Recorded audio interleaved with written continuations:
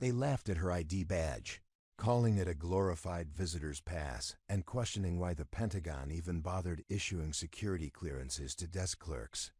But when the crisis erupted and their top-tier intelligence assets went dark, Major Sarah Chen and her supposedly meaningless numbers 847, Delta became the only thing standing between national security and catastrophic failure. Preparing and narrating this type of story took us long efforts and hard work. So if you are enjoying the story, please consider subscribing to our channel. The morning sun streamed through the reinforced windows of the Pentagon's Intelligence Analysis Division as Major Sarah Chen clipped her security badge to the breast pocket of her dress uniform. Around her, the corridors buzzed with the controlled urgency that defined America's most secure military installation.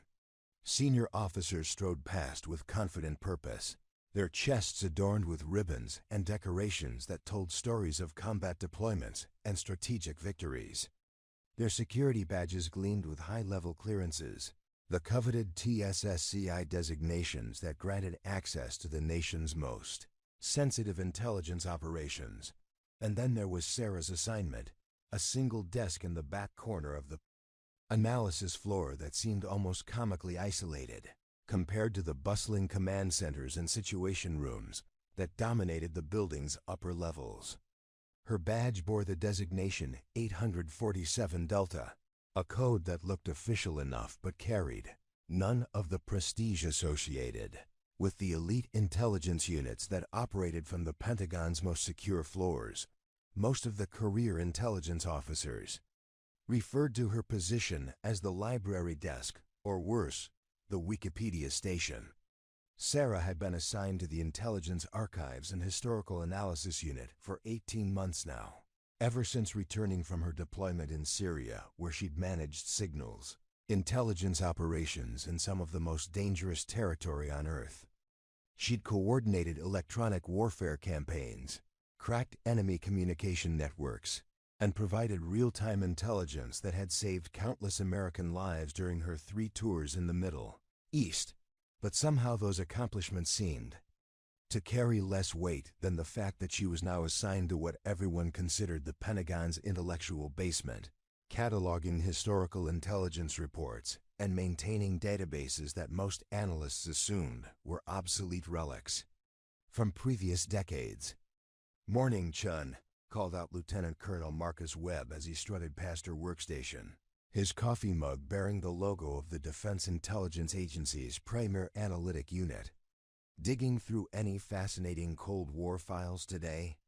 His colleagues chuckled at the comment, which had grown stale months ago but apparently never lost its appeal for the officers who worked in the building's more prestigious assignments. Sarah didn't respond to the jibe. She'd learned that engaging with Webb and his crew only encouraged more of their condescending behavior. Instead, she focused on her computer screen, reviewing intelligence summaries and cross-referencing historical patterns with contemporary threat assessments, using methodical attention that she'd applied to real-time battlefield intelligence during her deployments. The truth was she loved her current assignment, despite its lack of prestige. The intelligence archives contained decades of information that revealed patterns and connections, invisible to analysts focused solely on current events, while other officers chased the latest satellite imagery and intercepted communications. Sarah had access to the deep historical context that could transform isolated incidents into comprehensive threat assessments. Her work involved analyzing long-term intelligence trends, identifying patterns that spanned multiple conflicts and geographical regions, and maintaining institutional memory that prevented the same mistakes from being repeated across different administrations and military commands. But those capabilities meant nothing to supervisors who measured success by proximity to active operations and access to real-time intelligence feeds. As Deputy Director James Harrison emerged from the morning briefing room, his attention focused on the senior analysts preparing for a major intelligence assessment. The contrast between Sarah's assignment and the building's primary mission became painfully obvious. The Pentagon's intelligence apparatus was designed around immediate threats and tactical responses, with little appreciation for the strategic insights that could emerge from careful analysis of historical patterns and archived information. "Chen," Harrison called out without looking in her direction, "I need you to prepare a historical briefing on Middle Eastern insurgency tactics for the Staff College next week. Standard academic presentation, nothing classified above secret level." Historical briefing. It was Pentagon speak for stay in your lane and don't interfere with real intelligence work. Sarah had been assigned similar educational tasks for the past 6 months, despite having more actual field experience with Middle Eastern insurgency operations than most of the analysts briefing senior leadership on current threats. Her record from Syria included developing innovative signals intelligence techniques that had disrupted enemy communications networks, coordinating with special operations forces on targeting missions that required real-time intelligence fusion, and managing multi-source intelligence operations in environments where traditional analytical methods had proven inadequate. But none of that seemed to matter in an institution that valued current access over proven expertise. "Understood, sir," Sarah replied, though her jaw tightened with familiar frustration. She watched as the senior analysts completed their briefings, their confident presentations reflecting their status as the building's premier intelligence professionals. They were competent officers, she had to acknowledge, with impressive academic credentials and extensive experience in analytical methodology, but most of their expertise came from graduate programs and staff assignments rather than field operations. They'd never had to develop intelligence assessments while under enemy fire, never had to coordinate real-time analysis with tactical operations, and never had to work with incomplete information in environments where analytical mistakes could result in American casualties. Staff Sergeant Lisa Rodriguez approached Sarah's workstation, tablet in hand and a sympathetic expression on her face. Lisa was one of the few people in the building who treated Sarah with the respect her record deserved, having worked as an intelligence analyst during Sarah's deployment to Syria. She understood the complexity of field intelligence operations and had witnessed firsthand how Sarah's analytical skills had contributed to mission success in situations that would have overwhelmed less experienced analysts. "Another historical briefing assignment," Lisa observed, glancing at the tasking order on her tablet. "They're really not utilizing your operational experience, Major." Sarah shrugged, but her frustration was evident.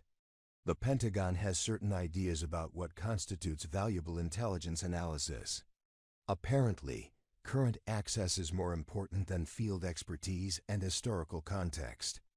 "The senior staff doesn't understand what they're missing," Lisa said quietly, checking to ensure they weren't overheard. "I've seen you identify patterns that the current intelligence analysts completely missed. Remember that assessment you did on insurgent communication patterns?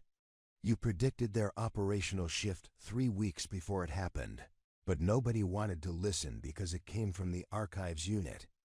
The memory was both painful and validating for Sarah. She had noticed subtle changes in historical insurgent communication strategies that suggested enemy forces were adapting their operational security procedures in response to American intelligence collection methods. Her analysis had predicted a significant shift in enemy tactics that would compromise several ongoing operations, but her warnings had been dismissed as historical speculation rather than actionable intelligence. "That was different," Sarah said, though her voice lacked conviction. "Current intelligence analysis requires different considerations than historical research." "Does it?" Lisa challenged. "Because from what I've seen, the analytical skills that made you effective in Syria would be just as valuable here in the Pentagon. But nobody wants to admit that historical analysis might actually provide insights that current intelligence is missing." Through the office's glass partitions, they could see the daily intelligence briefing beginning in the main conference room. Senior analysts presented their assessments with confident authority, their presentations supported by the latest satellite imagery, intercepted communications, and human intelligence reports. This was their element, the kind of high-profile analysis that showcased their expertise and justified their positions as the Pentagon's elite intelligence professionals. Sarah activated her computer terminal and began reviewing her assigned historical files, focusing on insurgency patterns and tactical adaptations that might provide context for contemporary threats. The 847 Delta designation on her badge provided access to archived intelligence reports dating back decades, including classified assessments and operational summaries that most current analysts had never seen. As she delved into the historical data, Sarah found herself thinking about the nature of intelligence analysis and institutional memory. The Pentagon's focus on current threats was understandable and necessary, but it also created blind spots where lessons from previous conflicts were forgotten or ignored.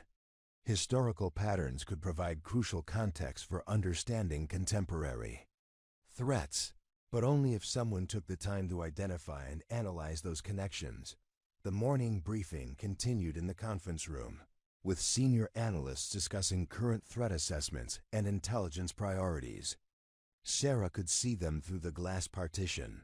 Their presentations focused on immediate concerns and tactical intelligence requirements.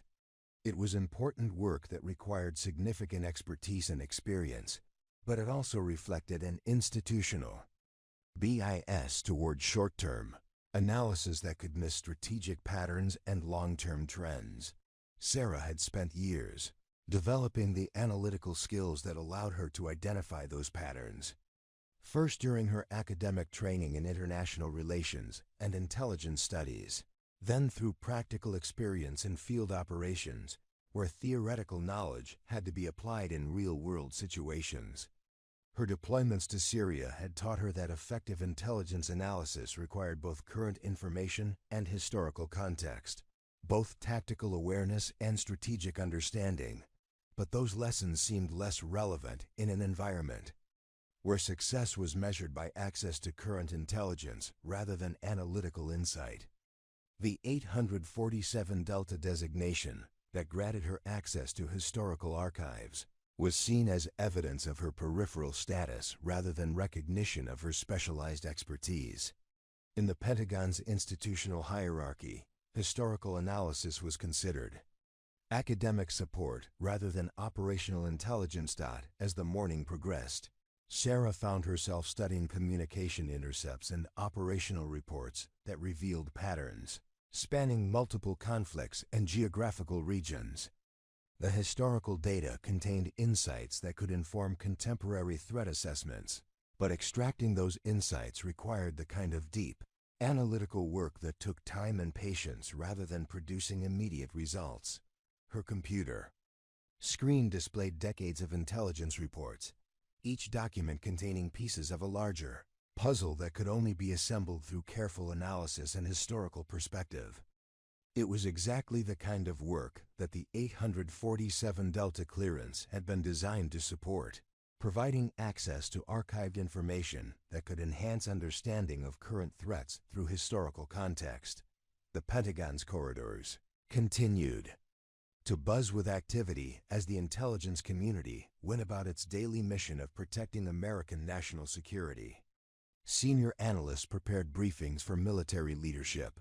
Field operatives coordinated with tactical units, and Sarah Chen continued her quiet work in the archives, surrounded by the accumulated wisdom of decades of intelligence operations that most people had forgotten existed. Sarah's journey to the Pentagon's intelligence archives had begun in ways that defied the stereotypes her current colleagues seemed determined to maintain about desk-bound analysts. Her military career had started 12 years earlier at the Defense Language Institute in Monterey, where she had demonstrated an unusual aptitude for Middle Eastern languages and dialectical variations that most students struggled to master. While her classmates focused on achieving basic conversational proficiency, Sarah had developed near-native fluency in Arabic, Farsi, and Kurdish, along with an intuitive understanding of regional communication patterns that would prove invaluable. In intelligence operations, her academic background at Georgetown University had provided the theoretical foundation for intelligence analysis, with degrees in international relations and Middle Eastern studies that emphasized both historical context and contemporary political dynamics. But it was her thesis research on insurgent communication strategies during the Soviet-Afghan conflict that had first caught the attention of military intelligence recruiters. Sarah had identified patterns in how resistance movements adapted their operational security procedures in response to changing technological and tactical pressures, insights that had direct applications to contemporary counterinsurgency operations. Transition from academic analysis to field operations had occurred during her first deployment to Iraq in 2018, where she had been assigned to a joint intelligence fusion center responsible for coordinating information from multiple sources and agencies. The environment had been challenging and dangerous, with intelligence analysts working alongside special operations forces and forward operating bases that came under regular enemy attack. Sarah had quickly distinguished herself by developing innovative analytical techniques that combine signals intelligence, human intelligence, and open-source information to create comprehensive threat assessments. Her breakthrough had come during Operation Desert Shield, a classified mission targeting a sophisticated insurgent network that had been evading detection through advanced operational security procedures. Traditional intelligence methods had proven inadequate against an enemy that understood American collection capabilities and had adapted their communications and operational patterns accordingly. Sarah had proposed an analytical approach that combined current intelligence with historical patterns from previous conflicts, identifying subtle indicators that revealed the network structure and operational timeline. The success of that operation had led to her assignment as the senior intelligence analyst for Task Force Sabre, an elite unit conducting high-risk operations throughout Syria and Iraq. Her role had involved real-time intelligence fusion during combat operations, coordinating with special operations teams during active missions, and developing targeting intelligence that required split-second accuracy under life-or-death pressure. The work had pushed her analytical skills to their absolute limits, while providing practical experience that no amount of classroom training could replicate. During her second deployment to Syria, Sarah had been responsible for managing intelligence operations across a region where traditional communication networks had been compromised and enemy forces had demonstrated sophisticated understanding of American intelligence collection methods. The challenge had required developing entirely new analytical approaches that could identify threats and opportunities using fragmentary information from diverse sources. Her innovations had included techniques for pattern recognition that could detect enemy activities through seemingly unrelated indicators scattered across multiple intelligence disciplines, the mission that had defined her reputation among special operations forces had occurred during the siege of Al-Hasaka, where American forces had been supporting Kurdish allies against a coordinated assault by multiple insurgent groups. Traditional intelligence sources had gone dark as enemy forces systematically targeted communication infrastructure and human intelligence networks. Sarah had used historical analysis of similar siege tactics to predict enemy movements and identify vulnerabilities that real-time intelligence had missed. Her assessment had revealed that the attacking forces were following operational patterns identical to tactics used during the Battle of Kobani 3 years earlier, with modifications that reflected lessons learned from that engagement. By analyzing historical precedents and adapting them to current conditions, Sarah had provided tactical intelligence that allowed American forces to anticipate enemy movements and coordinate effective countermeasures. The operation had resulted in the successful defense of the city and the destruction of significant enemy forces.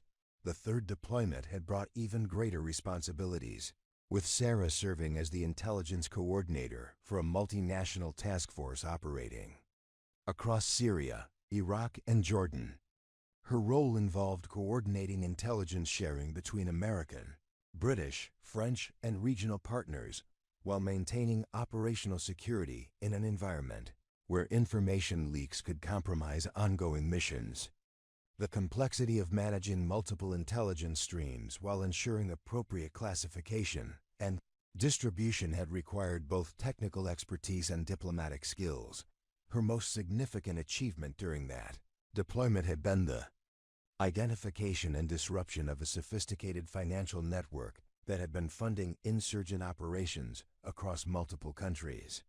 The network had used traditional banking systems, cryptocurrency transactions, and informal money transfer systems to move funds while avoiding detection by conventional financial intelligence methods. Sarah's analysis had combined current financial intelligence with historical patterns of how previous insurgent movements had adapted their funding mechanisms to changing security environments. The investigation had required months of painstaking analysis, correlating seemingly unrelated financial transactions with operational patterns and historical precedents. Sarah had identified subtle indicators that revealed the network structure and operational procedures, leading to coordinated law enforcement and military operations that had disrupted funding for insurgent activities across the region. The success had earned her a Bronze Star medal and recognition from multiple allied intelligence services, but the achievement that had most clearly demonstrated her unique analytical capabilities had occurred during the final months of her deployment, when American intelligence agencies had been struggling to understand a new form of insurgent communication that seemed to defy conventional analysis. Enemy forces had developed a communication system that used seemingly innocent commercial transactions and social media interactions to coordinate military operations. Traditional signals intelligence had been unable to decode the system because it relied on cultural and historical references that required deep knowledge of regional history and communication patterns. Sarah had approached the problem by analyzing historical examples of covert communication systems used by resistance movements throughout Middle Eastern history, identifying patterns and methodologies that had been adapted to contemporary digital environments. Her research had revealed that the insurgents were using references to classical Arabic poetry and historical events to encode operational information, a technique that required both linguistic expertise and cultural knowledge that few American analysts possessed. The breakthrough had come when Sarah had recognized that the communication system was based on a medieval Arabic cryptographic technique called steganography of the classics, where secret messages were hidden within references to well-known literary works. By applying historical cryptographic analysis to contemporary digital communications, she had been able to decode the system and provide intelligence that had led to the disruption of major insurgent operations. Her success had attracted attention from senior intelligence officials who had recognized that her combination of historical knowledge, linguistic expertise, and field experience represented a unique analytical capability. Several offers had been made for assignments to elite intelligence units, including positions with the Defense Intelligence Agency's most prestigious analytical divisions and opportunities for advanced training in strategic intelligence analysis. Instead, Sarah had requested an assignment to the Pentagon's Intelligence Archives and Historical Analysis Unit, a decision that had surprised her supervisors and colleagues. Her reasoning had been that the unit's access to decades of classified intelligence reports would allow her to develop analytical techniques that combined historical patterns with contemporary threats in ways that could enhance overall intelligence effectiveness. She had envisioned creating new methodologies that could prevent the repetition of analytical failures and strategic mistakes. The assignment had come with the 847 Delta security clearance, a designation that provided access to historical intelligence archives dating back to the 1940s. The clearance level was technically equivalent to top secret with special compartmented information access. but it was specifically designed for historical research rather than current operations. Most intelligence professionals viewed it as an academic credential rather than an operational qualification, not understanding that the historical archives contained patterns and insights that could inform contemporary analysis. Sarah's first months at the Pentagon had been spent familiarizing herself with the vast collection of historical intelligence reports, operational assessments, and strategic analyses that had accumulated over decades of American intelligence operations. The archives contained insights from previous conflicts, analytical methodologies that had been forgotten or abandoned, and strategic assessments that revealed patterns. Spanning multiple decades and geographical regions, her work involved developing databases and analytical tools that could identify connections between historical patterns and contemporary threats, creating resources that could enhance the effectiveness of current intelligence analysis.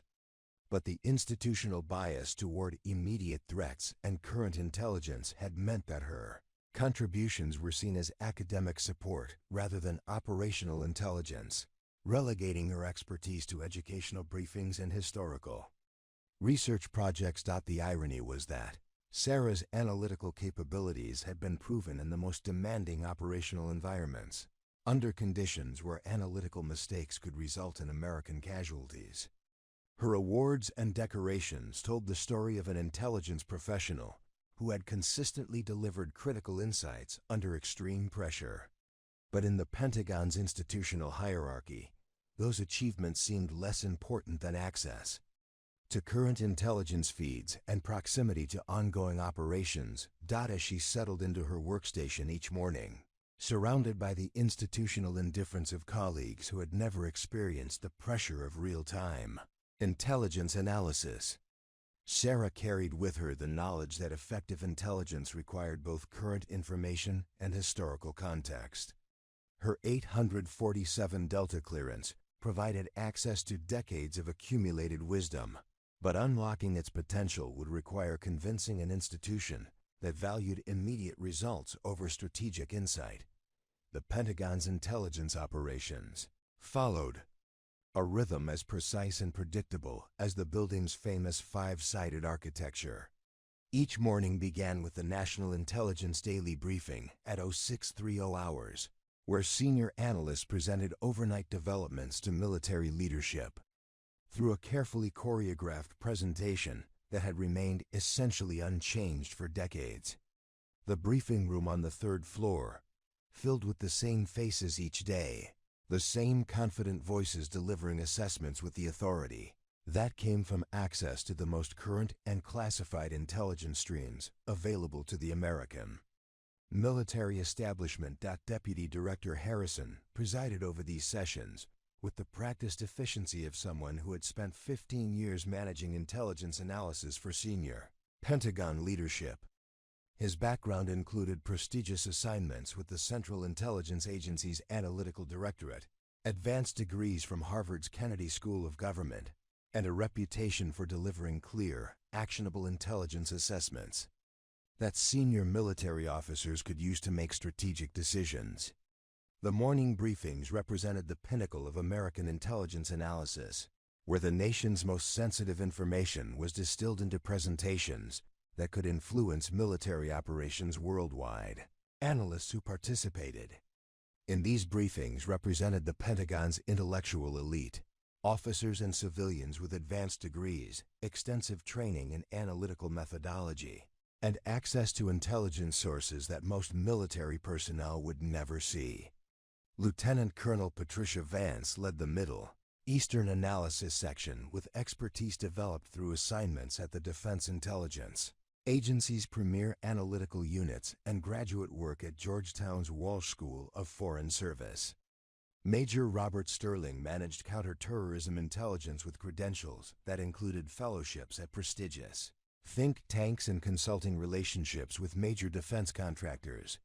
Captain Jennifer Walsh specialized in signals intelligence analysis, coordinating with the National Security Agency's most advanced collection platforms to provide real-time assessments of enemy communications, and electronic warfare capabilities. Her presentations combined technical expertise with strategic insight, translating complex electronic intelligence into actionable information that could support tactical operations and strategic planning. The confidence in her voice reflected years of specialized training and access to some of the most sophisticated intelligence collection systems ever developed. These officers worked in spacious offices, equipped with multiple classified computer systems, secure communication links to intelligence agencies worldwide, and direct access to senior military leadership. Their analytical products influence decisions at the highest levels of government, from tactical military operations to strategic policy formulations that could affect international relations. The prestige associated with their positions reflected both their professional qualifications and their proximity to the decision-making processes that defined American national security policy. The morning routine included reviewing overnight intelligence, reports from field stations around the world, analyzing intercepted communications that had been processed by automated systems and human analysts, and coordinating with allied intelligence services to ensure comprehensive coverage of emerging threats. Secure video conferences connected Pentagon analysts with counterparts at intelligence agencies throughout the government, creating a network of expertise that could respond to developing situations with remarkable speed and coordination. Sterling typically began his presentations with summaries of counterterrorism operations that had been conducted during the previous 24 hours, including successful raids against high-value targets, disruption of planned attacks, and intelligence collection activities that had provided new insights into terrorist organizational structures. His access to real-time operational intelligence allowed him to provide assessments that were both current and actionable, supporting ongoing military operations while identifying emerging threats that required attention. Lieutenant Colonel Vance followed with regional analysis that placed current events within broader strategic contexts, explaining how overnight developments fit into longer-term patterns of political and military activity throughout the Middle East. Her presentations drew upon diplomatic reporting, economic intelligence, and political analysis to create comprehensive assessments that helped senior leadership understand the implications of tactical developments for strategic objectives and policy considerations. The briefing room's technology reflected the Pentagon's commitment to providing senior leadership with the most current and comprehensive intelligence available. Large display screens showed real-time satellite imagery, electronic maps that could be updated instantly with new information, and secure communication links that allowed direct coordination with military commands worldwide. The systems represented millions of dollars in technological investment designed to ensure that American military leadership had access to better intelligence than any potential adversary. Captain Walsh's signals intelligence presentations often included audio recordings of intercepted communications, electronic surveillance data that revealed enemy movements and intentions, and technical analysis of adversary capabilities that could affect American military operations. Her expertise in electronic warfare and communications intelligence provided insights that were essential for maintaining tactical and strategic advantages in an increasingly complex technological environment. The analysts who participated in these briefings had been selected through rigorous screening processes that evaluated both their analytical capabilities and their suitability for access to the nation's most sensitive intelligence information. Background investigations had examined their personal histories, professional qualifications, and psychological profiles to ensure reliability and trustworthiness in positions where mistakes or security breaches could have catastrophic consequences. For national security, their training had included advanced courses in analytical methodology, strategic studies, and regional expertise that prepared them to understand complex international situations and provide assessments that could guide American policy and military operations. Many had completed fellowships at prestigious academic institutions, served in diplomatic positions overseas, or worked with private sector organizations that provided additional perspectives on international affairs and strategic challenges. Institutional culture surrounding these morning briefings emphasized precision, objectivity, and responsiveness to immediate requirements from senior leadership. Analysts were expected to provide clear answers to specific questions, avoid speculation that could not be supported by reliable intelligence, and maintain focus on issues that were directly relevant to current military operations and policy decisions. The emphasis was on actionable intelligence that could support immediate decision-making rather than broader strategic analysis that might be intellectually interesting but practically irrelevant. This operational focus created an environment where success was measured by the quality and timeliness of responses to specific intelligence requirements rather than by broader analytical insights or strategic understanding. Analysts who could provide immediate answers to tactical questions were valued more highly than those who specialized in longer-term strategic analysis or historical context that might not have immediate practical applications. The morning briefings concluded with coordination sessions where analysts discussed requirements for additional intelligence collection, identified gaps in current knowledge that needed to be addressed, and planned analytical products that would support upcoming military operations and policy decisions. These discussions reflected the collaborative nature of modern intelligence analysis, where complex international situations required expertise from multiple disciplines and organizational perspectives. After the formal briefings ended, the senior analysts returned to their offices to begin the detailed analytical work that would support the next day's presentations. This involved reviewing classified reports from field stations, coordinating with specialized analytical units, and preparing detailed assessments that would inform senior leadership about developing situations and emerging threats. The work required both immediate responsiveness to current events and longer-term analytical perspective that could place tactical developments within broader strategic contexts. The Pentagon's intelligence apparatus operated with remarkable efficiency and coordination, processing vast amounts of information from sources worldwide and distilling it into actionable intelligence that could support American military operations and policy decisions. The system represented decades of institutional development and technological investment designed to provide American leadership with the best possible intelligence support for national security decision-making. Lieutenant Colonel Vance spent her mornings coordinating with State Department analysts and CIA regional experts to ensure comprehensive coverage of political developments throughout the Middle East. Her secure communication systems allowed real-time coordination with American embassies, military commands, and intelligence stations that provided ground truth perspective on developing situations. The collaboration reflected the interconnected nature of modern intelligence analysis, where effective assessment required coordination between multiple agencies and organizational perspectives. Major Sterling's counterterrorism analysis drew upon intelligence from federal law enforcement agencies, international partners, and specialized military units conducting operations against terrorist organizations worldwide. His access to operational intelligence allowed him to provide assessments that were both strategically informed and tactically relevant, supporting both long-term counterterrorism strategy and immediate operational requirements.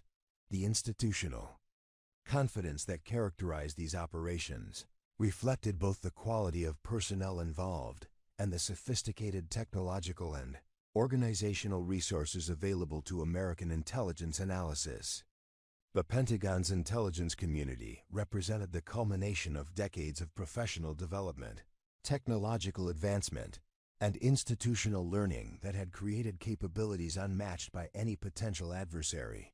This established system of intelligence analysis and briefing had served American national security interests effectively through multiple international crises, military conflicts, and strategic challenges. The morning routine represented institutional knowledge and professional expertise that had been refined through years of practical experience and continuous improvement in analytical methodology and technological capabilities. The first signs of trouble appeared in the encrypted intelligence reports that began flooding into the Pentagon's communication systems during the early hours of Tuesday morning. Sarah noticed the unusual pattern while reviewing overnight intelligence summaries as part of her routine archival cross-referencing work. Multiple intelligence stations throughout Eastern Europe and Central Asia were reporting communication anomalies, electronic warfare signatures that didn't match any known adversary capabilities, and coordination patterns among various hostile actors that suggested a level of sophistication that exceeded previous threat assessments. The initial reports seemed disconnected and routine to most analysts focused on their immediate operational requirements. A signals intelligence station in Poland reported brief electronic jamming incidents that lasted only minutes, but demonstrated technical capabilities that surpassed anything previously documented. A human intelligence network in Kazakhstan reported unusual coordination between criminal organizations and political groups that had never cooperated before. Electronic surveillance systems monitoring the Black Sea region detected communication patterns that suggested large-scale logistical coordination but couldn't determine the specific nature of the operations being planned. Sarah's unique position in the intelligence archives gave her access to historical pattern analysis that allowed her to see connections that current focused analysts were missing. As she cross-referenced the morning's reports with historical intelligence patterns from her database, she began to identify similarities to coordination efforts that had preceded major international incidents during previous decades. The communication signatures and organizational patterns matched methodologies that had been documented during the Soviet era, but with technological adaptations that reflected contemporary capabilities. Lieutenant Colonel Vance's Middle Eastern analysis section was simultaneously dealing with their own set of unusual developments. Intelligence reports from Syria, Iraq, and Jordan were describing coordination between insurgent groups that had been enemies for years. Sudden changes in operational security procedures that suggested outside technical assistance and evidence of sophisticated electronic warfare capabilities that exceeded anything previously attributed to regional terrorist organizations. The developments were concerning, but seemed unrelated to the Eastern European intelligence anomalies that were being reported through different analytical channels.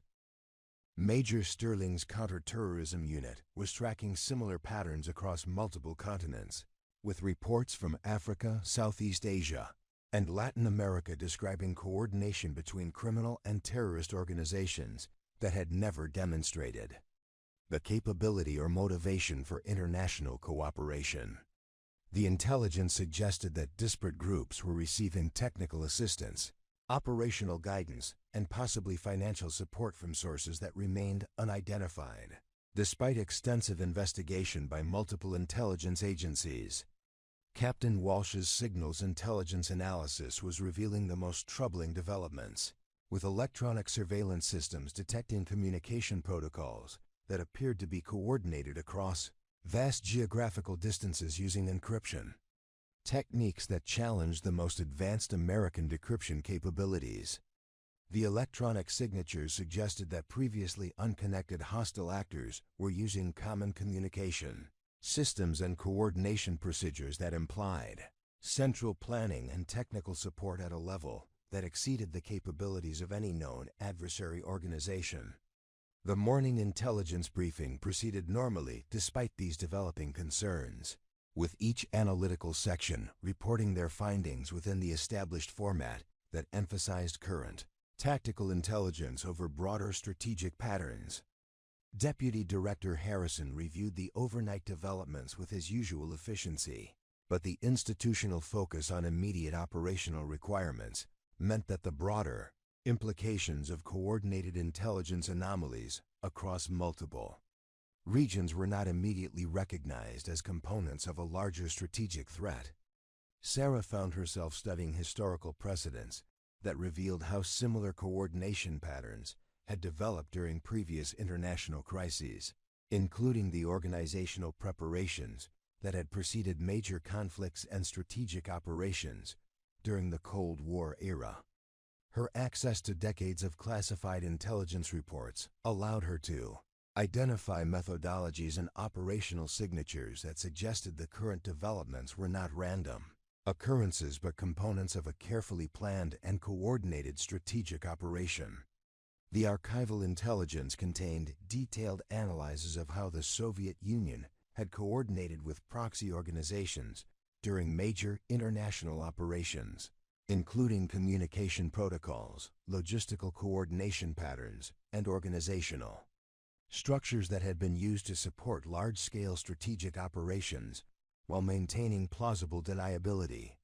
The current intelligence anomalies showed remarkable similarities to these historical patterns, but with technological adaptations that reflected contemporary capabilities and operational environments.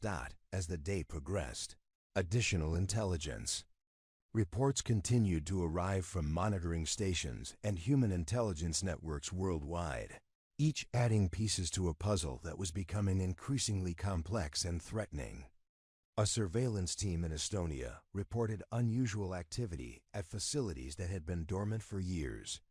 Electronic monitoring systems in Turkey detected communication bursts that used protocols similar to those being reported from Central Asia. Intelligence officers in Nigeria reported coordination between criminal organizations and political groups that matched patterns being observed in other regions. The institutional structure of Pentagon intelligence analysis was designed to process large volumes of information efficiently, but it was optimized for responding to immediate tactical requirements rather than identifying broad, strategic patterns that might develop over extended periods. Each analytical section focused on their specific regional or functional responsibilities, producing excellent analysis within their areas of expertise, while potentially missing connections that crossed traditional organizational boundaries. Sarah's historical research was revealing that the coordination patterns being observed matched methodologies that had been used during some of the most significant strategic operations of the 20th century, including organizational preparations that had preceded major international conflicts. The historical intelligence suggested that the current developments might represent the early stages of a coordinated strategic operation designed to challenge American interests across multiple regions. Simultaneously, the afternoon brought additional concerning developments as intelligence agencies worldwide began reporting similar anomalies within their own operational areas. British intelligence reported unusual electronic warfare signatures in the North Sea region. French intelligence detected coordination patterns among extremist organizations that had never demonstrated the capability for international cooperation. Israeli intelligence reported changes in regional terrorist operational security that suggested outside technical assistance and training. Lieutenant Colonel Vance began to recognize connections between the Middle Eastern developments she was tracking and the broader international patterns that were being reported through other analytical channels. The timing of organizational changes among insurgent groups coincided with the electronic warfare anomalies being reported from Eastern Europe, suggesting coordination that spanned multiple geographical regions and operational environments. Major Sterling's analysis was revealing that the counter-terrorism intelligence anomalies his unit was tracking showed similar timing and coordination patterns, with organizational changes occurring simultaneously across continents in ways that suggested central planning and strategic coordination. The sophistication of the coordination exceeded anything that had been attributed to terrorist organizations or criminal networks, implying state-level resources and planning capabilities. Captain Walsh's signals intelligence analysis was becoming increasingly alarming as electronic surveillance systems detected communication coordination that seemed to link the various regional anomalies into a coherent operational pattern. The electronic signatures suggested that hostile actors across multiple continents were using sophisticated communication systems that allowed real-time coordination while maintaining operational security that challenged American intelligence collection capabilities. The Pentagon's standard analytical procedures required that intelligence assessments focus on specific threats within defined geographical or functional areas. But the developing situation seemed to transcend these traditional boundaries. The coordination patterns being observed suggested a strategic threat that operated across multiple regions simultaneously, using methodologies that combined historical operational concepts with contemporary technological capabilities. Sarah's archival research was revealing historical examples of strategic deception operations that had used similar coordination patterns to prepare for major international conflicts while maintaining the appearance of disconnected regional developments. The historical intelligence suggested that the current situation might represent a strategic operation designed to overwhelm American intelligence analysis capabilities by presenting multiple simultaneous threats that appeared unrelated but were actually components of a coordinated strategic plan. As evening approached, the accumulation of intelligence reports from around the world was creating a picture of coordination and capability that exceeded the scope of any individual analytical section's expertise. The institutional structure that had served American intelligence effectively during previous crises was struggling to process intelligence that seemed to transcend traditional organizational and analytical boundaries, requiring strategic perspective that combined current intelligence with historical understanding of how coordinated strategic operations had been conducted during previous international crises. The warning signs were accumulating across multiple intelligence disciplines and geographical regions, but the institutional mechanisms for recognizing and responding to strategic threats that operated outside traditional analytical categories were being tested by developments that seemed to challenge fundamental assumptions about adversary capabilities and strategic coordination methodologies. The crisis reached its breaking point when the Pentagon's most sophisticated intelligence systems began failing in coordinated patterns that defied every contingency plan and backup protocol the military had developed over decades of technological advancement. Wednesday morning's intelligence briefing started normally, but within 20 minutes it became clear that American intelligence capabilities were facing an unprecedented, systematic assault that was neutralizing the nation's most advanced collection and analysis systems with surgical precision. Lieutenant Colonel Vance discovered the first major failure when her Middle Eastern analysis section lost contact with 3 critical intelligence stations simultaneously. The communication failures weren't random technical malfunctions, but appeared to be the result of sophisticated electronic warfare attacks that had identified and exploited vulnerabilities in supposedly secure communication systems. The stations in Syria, Jordan, and Iraq had gone dark within minutes of each other, their last transmissions indicating they were experiencing coordinated electronic jamming that was overwhelming their defensive capabilities. Major Sterling's counter-terrorism unit faced similar, devastating losses as human intelligence networks across multiple continents reported that their operations had been compromised through methods that suggested their security procedures and communication protocols had been systematically penetrated. Trusted sources who had provided reliable intelligence for years were either missing, compromised, or reporting that their operational security had been breached by unknown actors, using techniques that exceeded anything previously attributed to terrorist or criminal organizations. Captain Walsh's Signals Intelligence Section confronted the most alarming failures as the National Security Agency's most advanced electronic surveillance systems began reporting systematic interference that was neutralizing their collection capabilities across vast geographical areas. The interference patterns suggested that adversary forces had developed a comprehensive understanding of American electronic intelligence systems and were using that knowledge to conduct coordinated attacks that specifically targeted the most critical collection platforms and communication links. The technological failures cascaded through the Pentagon's intelligence infrastructure with devastating efficiency, revealing vulnerabilities that had been hidden beneath layers of redundancy and security procedures that had seemed impenetrable. Secure communication satellites were experiencing interference that prevented reliable contact with field stations worldwide. Advanced computer systems that processed intercepted communications were reporting system failures that appeared to be the result of sophisticated cyber attacks designed to corrupt data and analytical capabilities. Deputy Director Harrison convened an emergency session as the scope of the intelligence failures became apparent, bringing together senior analysts and technical specialists to assess what appeared to be a coordinated assault on American intelligence capabilities.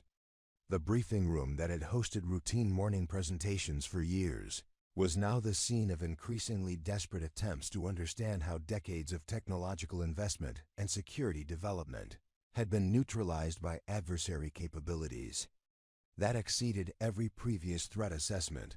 The pattern of failures suggested that hostile forces had developed comprehensive intelligence about American collection systems, communication protocols, and operational procedures that allowed them to conduct precisely targeted attacks against the most critical components of the intelligence infrastructure.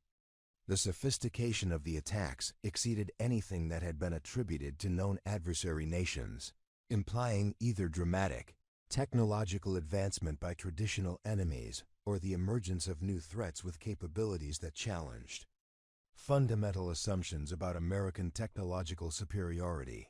Lieutenant Colonel Vance's attempts to contact alternative intelligence sources revealed that the communication failures extended far beyond the Pentagon's immediate systems. Allied intelligence services throughout Europe and Asia were reporting similar systematic failures of their most advanced collection capabilities.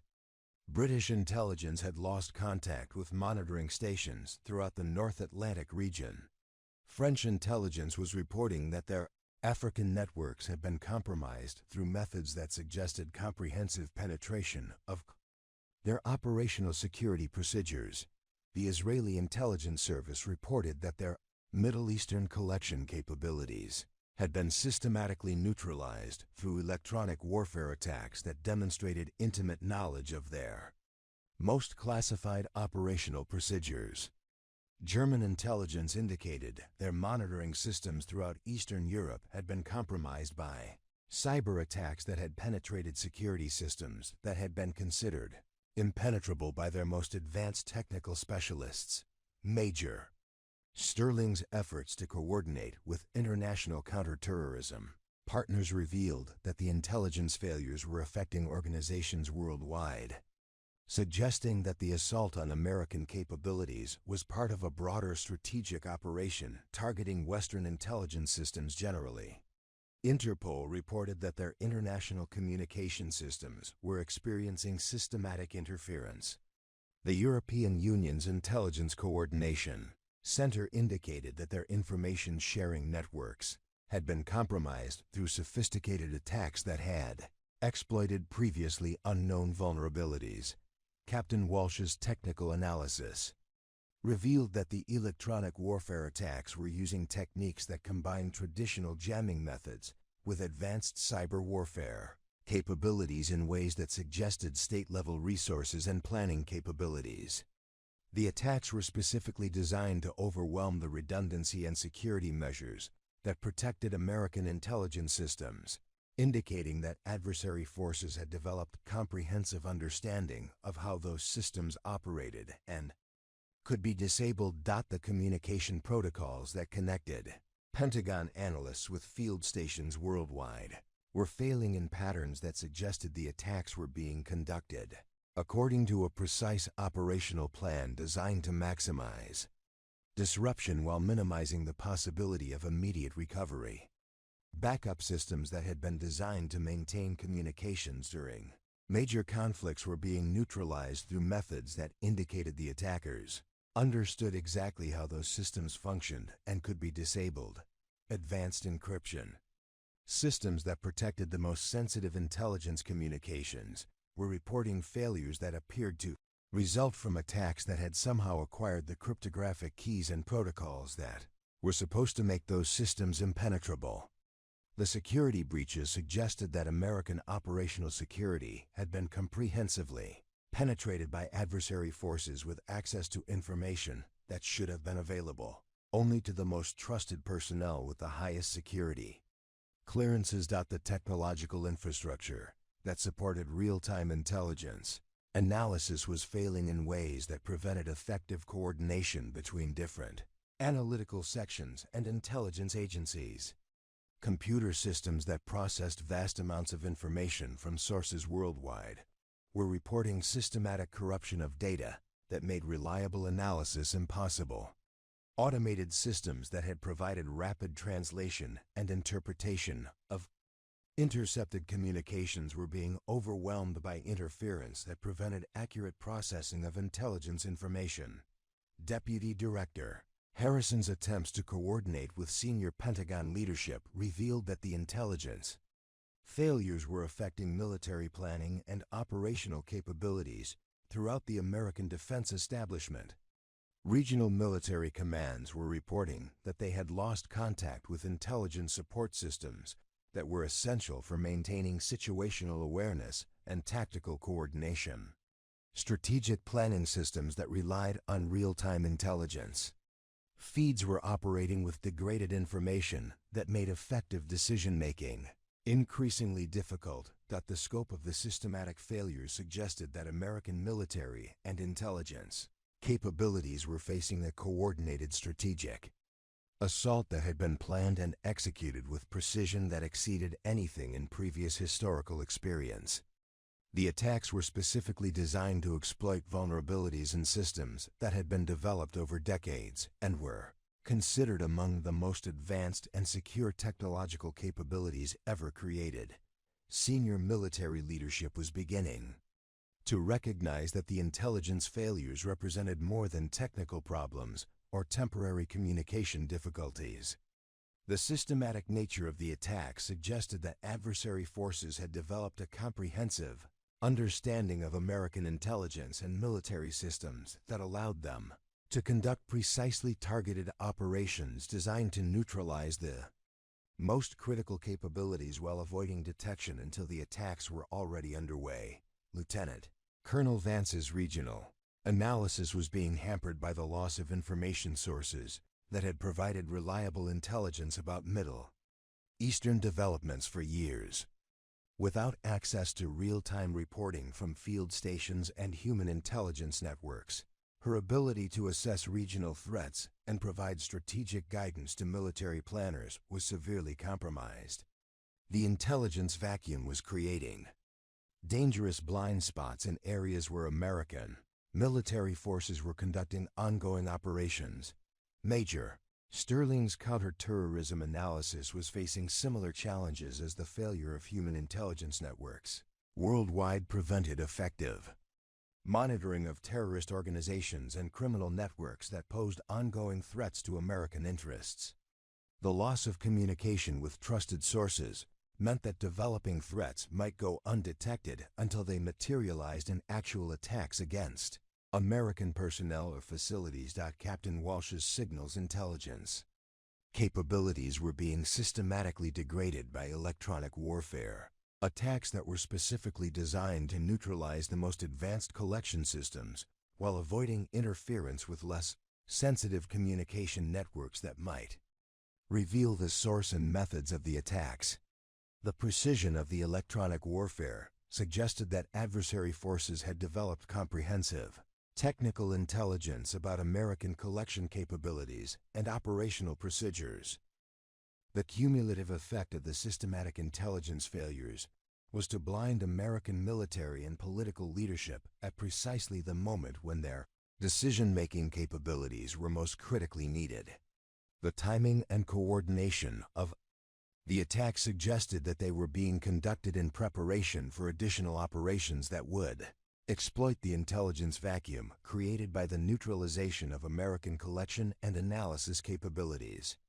Sarah Chen stared at her computer screen in the intelligence archives as reports of systematic failure poured in from every corner of the Pentagon's intelligence apparatus. While senior analysts frantically attempted to restore contact with compromised networks and neutralized systems, she found herself in the unique position of having access to intelligence resources that the coordinated attacks had apparently overlooked. The 847 Delta clearance that everyone dismissed as an academic credential was providing her with access to archived intelligence systems that operated independently of the compromised modern networks. The historical intelligence databases that formed the core of her daily work were housed on isolated computer systems that had been designed decades earlier, with security protocols that emphasized physical isolation rather than network connectivity. These legacy systems had been considered obsolete by most intelligence professionals, but their technological independence meant they had remained unaffected by the sophisticated cyber attacks that were crippling the Pentagon's most advanced analytical capabilities. As Sarah accessed archived intelligence reports from previous international crises, she began to recognize patterns that revealed the true scope and nature of the coordinated assault on American intelligence systems. The attack methodologies matched operational concepts that had been documented during major strategic deception operations conducted by the Soviet Union during the Cold War, but with technological adaptations that reflected contemporary capabilities and targeting methods. Her historical research revealed that the coordination patterns observed during the previous days matched preparations that had preceded the largest strategic operations of the 20th century, including organizational coordination that had been used to prepare for major conflicts while maintaining operational security through compartmentalized planning and systematic deception. The current intelligence indicated that American forces were facing a strategic threat that combined historical operational concepts with advanced technological capabilities. The decision to act without authorization crystallized in Sarah's mind as she realized that her access to historical intelligence databases might provide the only available means of understanding and responding to the coordinated strategic assault. The archived systems contained decades of intelligence analysis that could reveal patterns and connections, invisible to analysts focused solely on current intelligence that was being systematically corrupted and neutralized by the ongoing attacks. Sarah began extracting intelligence from the historical archives that could provide context for understanding the current crisis. The archived reports contained detailed analysis of how strategic deception operations had been planned and executed during previous conflicts, including communication protocols, organizational structures, and operational timelines that had been used to coordinate complex international operations while maintaining security through compartmentalization and misdirection. The historical intelligence revealed that the coordination patterns being observed matched methodologies that had been used during Operation Storm 333, a classified Soviet strategic operation from 1979 that had demonstrated how advanced planning and systematic deception could be used to conduct large-scale international operations while avoiding detection by Western intelligence services until the operations were already underway and their strategic objectives achieved. Her analysis of archived intelligence reports revealed that the current attacks were following operational patterns similar to those used during the Able Archer 83 crisis, when Soviet intelligence had systematically penetrated NATO communication systems and operational procedures in preparation for what American intelligence had initially failed to recognize as preparation for a major strategic operation that could have resulted in direct military confrontation between superpowers. The historical archives contained intelligence assessments that revealed how previous strategic deception operations had used systematic attacks on intelligence systems to create analytical blind spots that prevented effective assessment of developing threats. The archived reports showed that adversary forces had historically used attacks on intelligence capabilities as preparation for larger operations that exploited the confusion and uncertainty created by the neutralization of enemy analytical capabilities. Sarah's unauthorized access to the historical databases was providing intelligence that could be crucial for understanding the current crisis, but utilizing that information would require violating protocols that prohibited intelligence analysts from accessing archived systems for operational analysis without explicit authorization from senior leadership. The institutional procedures that governed intelligence analysis emphasized chain of command approval for all analytical activities, especially those involving historical research that might influence current operational decisions. The weight of her decision pressed against years of military training that emphasized following orders and respecting institutional hierarchy. But the magnitude of the intelligence failures and the potential consequences of inaction made unauthorized initiative seem like the only responsible course of action. Her experience in Syria had taught her that effective intelligence analysis sometimes required individual initiative when institutional procedures were inadequate for responding to unprecedented threats. Sarah began compiling a comprehensive analysis that combined current intelligence about the coordinated attacks with historical patterns that revealed similar operations conducted during previous international crises. Her research was revealing that the systematic neutralization of American intelligence capabilities matched preparation methods that had been used before major strategic operations designed to achieve specific geopolitical objectives, while minimizing the possibility of effective response. The archived intelligence contained detailed assessments of how adversary forces had historically coordinated attacks on intelligence systems with broader strategic operations, including timing sequences that revealed how intelligence attacks were typically followed by political, economic, or military operations designed to exploit the analytical confusion created by the neutralization of enemy intelligence capabilities. Her analysis was revealing that the current intelligence failures were not random cyber attacks or technological malfunctions, but components of a carefully planned strategic operation designed to blind American leadership during the critical period when major international developments were being implemented. The historical pattern suggested that the intelligence attacks were preparation for larger operations that would become apparent only after American analytical capabilities had been compromised. Preparing and narrating this type of story took us long efforts and hard work. So if you are enjoying this story, please consider subscribing to our channel. The 847 Delta clearance provided access to intelligence archives that contained operational details about how strategic deception had been used during major international crises, including specific methodologies that had been employed to coordinate complex operations across multiple geographical regions, while maintaining operational security through compartmentalized planning and systematic misdirection of enemy intelligence analysis.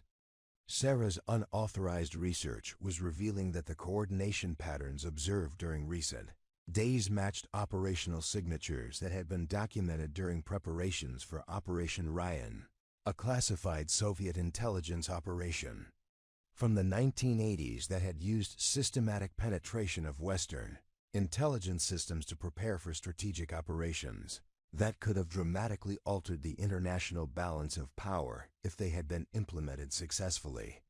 The historical archives contained intelligence assessments that showed how previous strategic operations had used attacks on intelligence systems to create the analytical conditions necessary for achieving strategic surprise, including methods for neutralizing enemy intelligence capabilities while maintaining the appearance of random technological failures or uncoordinated attacks by different adversary organizations. Her analysis was revealing that the current situation matched historical patterns that had preceded some of the most significant strategic operations of the Cold War era. including preparation methods that had been used to coordinate international operations designed to challenge American strategic interests while exploiting weaknesses in intelligence, analysis, and institutional decision-making processes. The decision to compile and disseminate her unauthorized analysis required violating multiple regulations and protocols that governed intelligence operations within the Pentagon's institutional structure.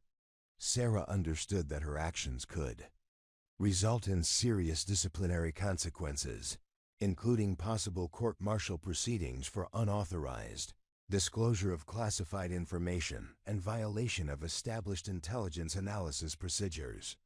But the historical intelligence was revealing that American national security might be facing a strategic threat that exceeded the analytical capabilities of current intelligence systems that had been systematically compromised by adversary operations. The archive databases contained information that could be crucial for understanding and responding to the coordinated assault, but accessing and utilizing that information required initiative that went beyond her authorized responsibilities. Sarah began preparing a comprehensive intelligence assessment that combined historical analysis with current intelligence to reveal the strategic nature of the coordinated attacks on American intelligence systems. Her unauthorized analysis would violate institutional protocols, but the potential consequences of failing to act seemed far greater than the personal and professional risks associated with exceeding her authorized analytical responsibilities. The historical archives were providing insights that could be essential for understanding how to respond to the systematic neutralization of American intelligence capabilities, but those insights were only available through research methods that required violating the institutional procedures that governed intelligence analysis within the Pentagon's established organizational structure. As Sarah compiled her unauthorized analysis, she realized that her decision to act independently would either provide crucial intelligence that could help respond to a major strategic threat or result in severe disciplinary action for violating the protocols that governed intelligence operations. The magnitude of the developing crisis made the choice seem clear, even though the personal consequences could be devastating for her military career and professional reputation. The 847 Delta clearance that everyone had dismissed as an academic credential was providing access to intelligence that might be crucial for national security, but utilizing that access would require courage that went beyond institutional approval and regulatory compliance to embrace individual responsibility for protecting American interests regardless of personal consequences. Sarah's fingers moved across the keyboard with the precision and urgency of someone who understood that every minute of delay could have catastrophic consequences for American national security. The historical intelligence databases were revealing patterns that painted a terrifying picture of coordinated strategic assault, and her unauthorized analysis was uncovering connections that the Pentagon's compromised modern systems had been unable to detect.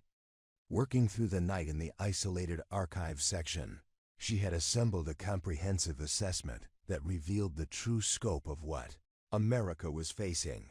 The breakthrough came when Sarah discovered archived intelligence from Operation CHAOS, a classified assessment from 1983 that had documented Soviet capabilities for conducting systematic attacks on Western intelligence systems as preparation for major strategic operations.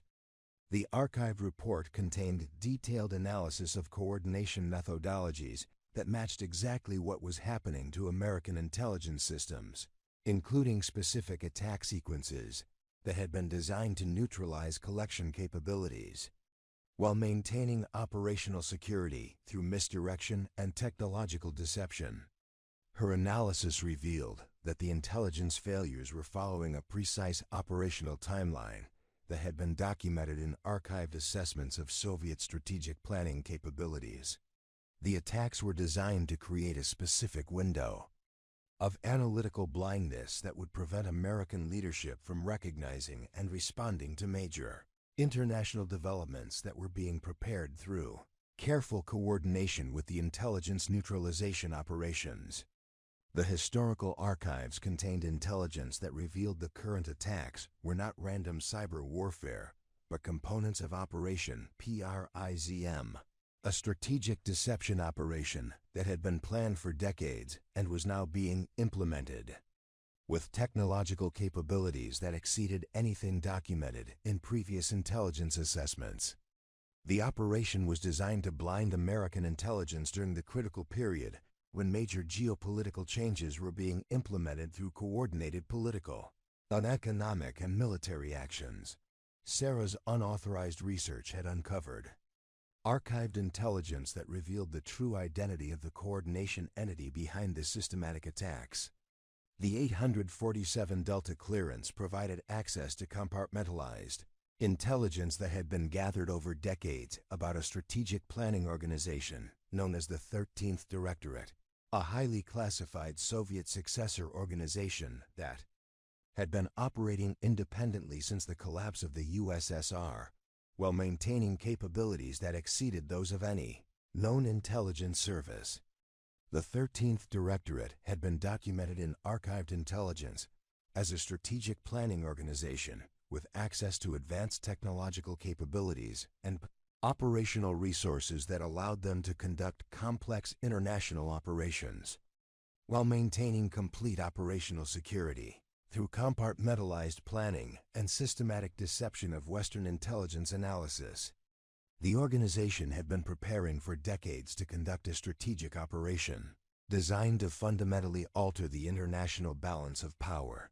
Sarah's analysis revealed that the current intelligence failures were the opening phase of Operation Midnight Constellation, a comprehensive strategic operation designed to achieve specific geopolitical objectives while American leadership was blinded by the systematic neutralization of intelligence capabilities. The historical archives contained partial intelligence about the operation's objectives, including plans for coordinated political and economic actions that would exploit the analytical confusion created by the intelligence attacks. The archived intelligence indicated that Operation Midnight Constellation was designed to achieve strategic objectives through coordinated actions across multiple geographical regions, including political operations in Eastern Europe, economic warfare targeting American financial systems, and military preparations that could result in direct confrontation if American leadership attempted to respond to the operation once its true scope became apparent. Her unauthorized analysis was revealing that the 13th Directorate had developed comprehensive intelligence about American decision-making processes and institutional vulnerabilities that allowed them to design an operation specifically tailored to exploit weaknesses in how the United States responded to complex international crises. The operation was designed to achieve strategic surprise through systematic exploitation of American institutional blind spots and analytical limitations. The historical archives contained intelligence assessments that revealed the true timeline for Operation Midnight Constellation, indicating that the intelligence attacks were preparation for major actions that would begin within 72 hours and continue for approximately 3 weeks, during which time the systematic neutralization of American analytical capabilities would prevent effective assessment of developing threats until the operation's strategic objectives had been achieved. Sarah realized that her unauthorized analysis had uncovered intelligence that could be crucial for preventing a strategic disaster, but disseminating that information would require violating multiple security protocols and institutional procedures that governed intelligence analysis within the Pentagon's organizational structure. The information was classified at levels that exceeded her authorized access, and sharing it without proper authorization could result in severe criminal penalties. The decision to transmit her analysis directly to senior Pentagon leadership required bypassing established chains of command and security procedures that had been designed to prevent unauthorized disclosure of classified information. Sarah understood that her actions would be considered a serious violation of intelligence analysis protocols, but the magnitude of the threat revealed by her research made individual initiative seemed like the only responsible course of action. Using her 847 Delta access codes, Sarah compiled a comprehensive intelligence briefing that combined historical analysis with current threat assessment to reveal the strategic nature of Operation Midnight Constellation and the specific timeline for major actions that would exploit the analytical blindness created by the systematic neutralization of American intelligence capabilities. Her analysis provided actionable intelligence that could enable effective response to the coordinated strategic assault.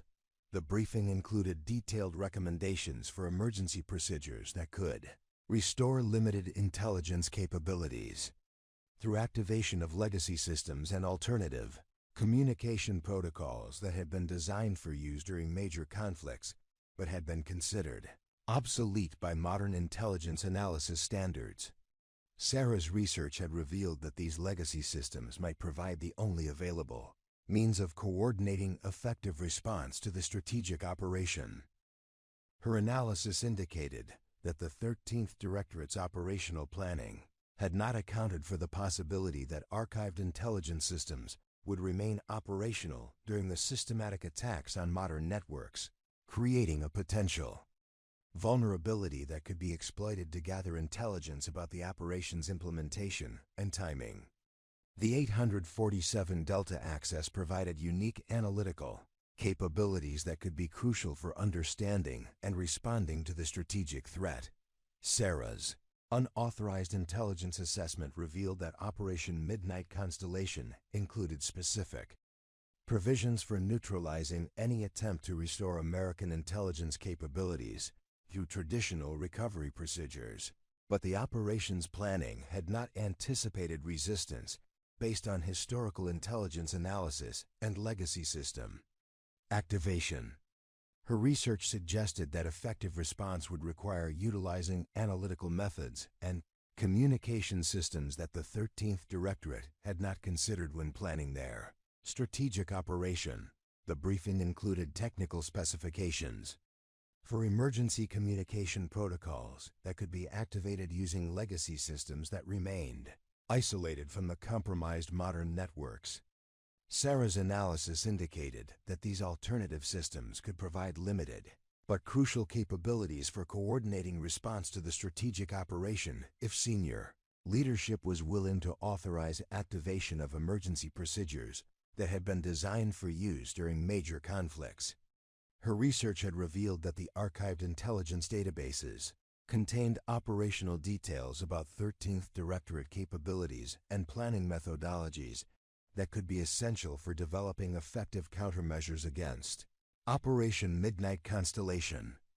The historical archives provided intelligence about the organization's operational patterns and strategic objectives that was not available through any other source. Sarah's unauthorized analysis included specific recommendations for intelligence collection and analysis procedures that could exploit weaknesses in the 13th Directorate's operational security, while avoiding the technological vulnerabilities that had been exploited during the systematic attacks on American intelligence systems. Her research suggested that effective response would require combining historical intelligence analysis with emergency operational procedures. The decision to transmit her comprehensive analysis directly to the Joint Chiefs of Staff required using emergency communication protocols that would immediately alert senior leadership to both the strategic threat and her unauthorized analytical activities. Sarah understood that her actions would result in immediate investigation and possible criminal prosecution, but the potential consequences of failing to share crucial intelligence seemed far greater than the personal risks associated with violating institutional procedures. As Sarah prepared to transmit her unauthorized intelligence assessment, she realized that her analysis had revealed a strategic threat that exceeded anything documented in American intelligence history. The systematic nature of Operation Midnight Constellation and the capabilities demonstrated by the 13th Directorate suggested that American national security was facing challenges that required responses beyond traditional institutional procedures and analytical methodologies. The 847 Delta clearance that everyone had dismissed as an academic credential had provided access to intelligence that could be crucial for preventing a strategic disaster, but utilizing that intelligence required individual courage that went beyond institutional approval to embrace personal responsibility for protecting American interests regardless of professional consequences.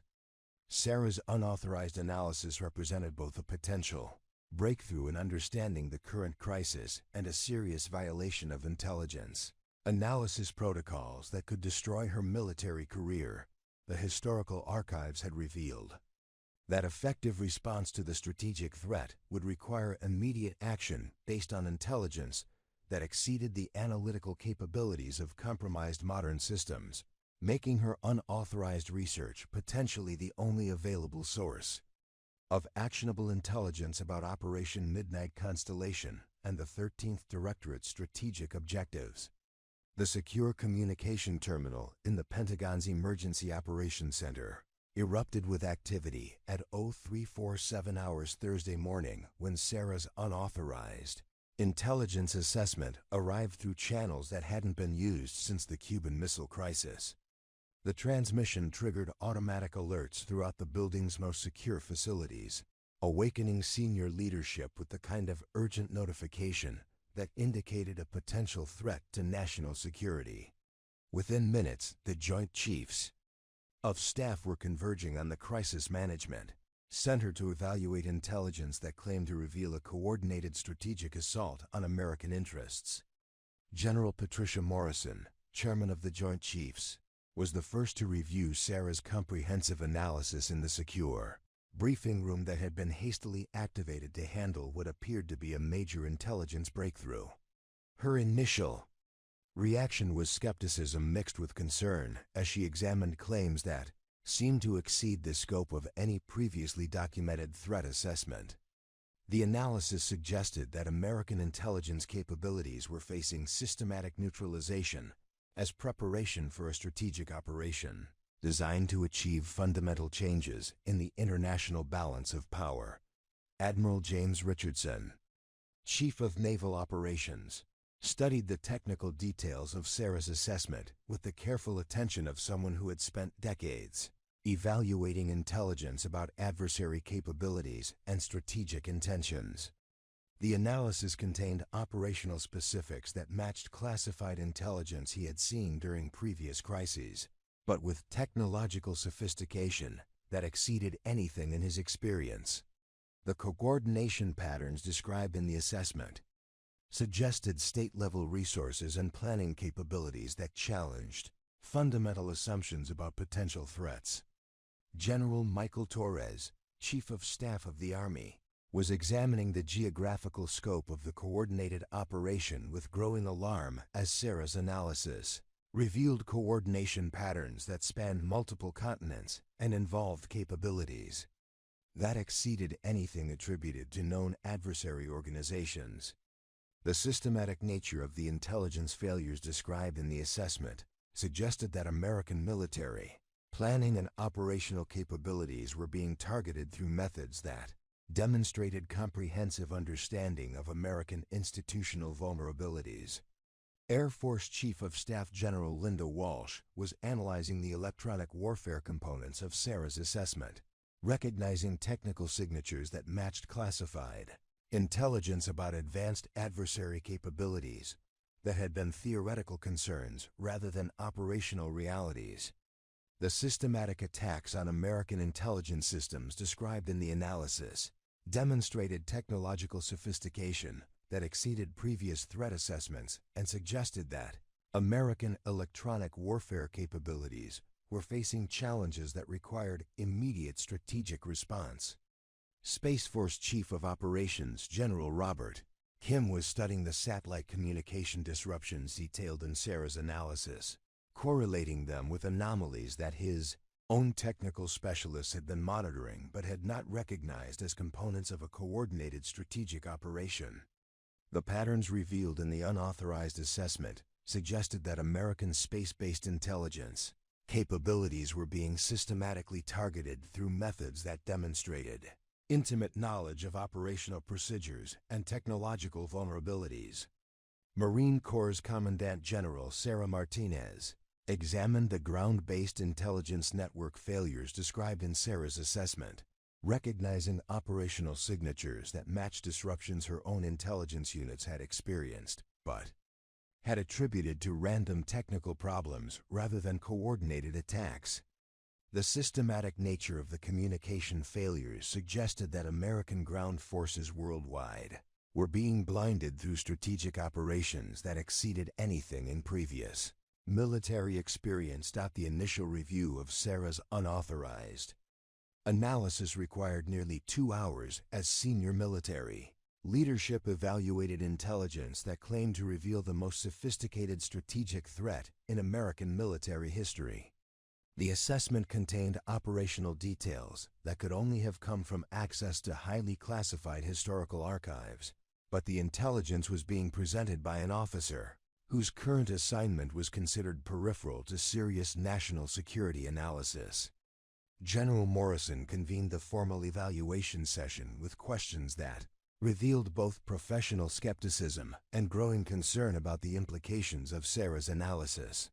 The unauthorized nature of the intelligence assessment violated multiple protocols and procedures that governed intelligence analysis within the Pentagon's institutional structure, but the potential consequences of ignoring actionable intelligence about a major strategic threat made careful evaluation necessary. Regardless of procedural violations, Major Chen, General Morrison began, her voice carrying the authority of someone who had commanded American military forces during multiple international crises. Your analysis claims that American intelligence capabilities are facing systematic neutralization as preparation for a strategic operation called Midnight Constellation. Explain how you acquired intelligence about classified operations that exceed the scope of current threat assessments.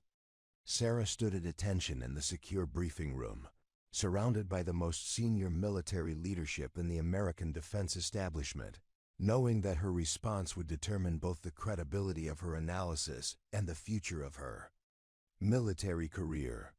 The 847 Delta clearance that everyone had dismissed as an academic credential had provided access to archived intelligence that revealed strategic threats beyond anything documented in contemporary analysis. Generally, the 847 Delta clearance provides access to historical intelligence, archives that contain decades of classified assessments about adversary strategic planning capabilities. Sarah replied, her voice steady despite the magnitude of the situation. The archived intelligence includes operational details about the 13th Directorate, a strategic planning organization that has been preparing for decades to conduct comprehensive operations against American interests. Admiral Richardson leaned forward with questions that revealed his familiarity with classified intelligence about potential strategic threats. Major, the 13th Directorate has been considered a theoretical concern rather than an operational threat. What evidence supports your assessment that this organization has the capability to conduct systematic attacks on American intelligence systems? Sarah's response drew upon months of unauthorized research in the historical archives, combining current intelligence about the systematic failures with archived assessments that revealed operational patterns spanning decades of strategic planning. Admiral, the archived intelligence contains detailed analysis of 13th Directorate capabilities developed through sources that were lost when the modern intelligence networks were compromised. The historical archives reveal coordination patterns that match exactly what we're observing in the current intelligence failures. General Torres asked questions that revealed his concern about the operational implications of Sarah's analysis for American military forces worldwide. Major, your assessment claims that the systematic intelligence failures are preparation for major actions within 72 hours. What specific threats are American forces facing, and what capabilities do we have for responding to coordinated strategic operations while our intelligence systems are compromised? The question required Sarah to reveal intelligence that exceeded her authorized access levels, but the magnitude of the strategic threat made complete disclosure seem like the only responsible. Course of action. General.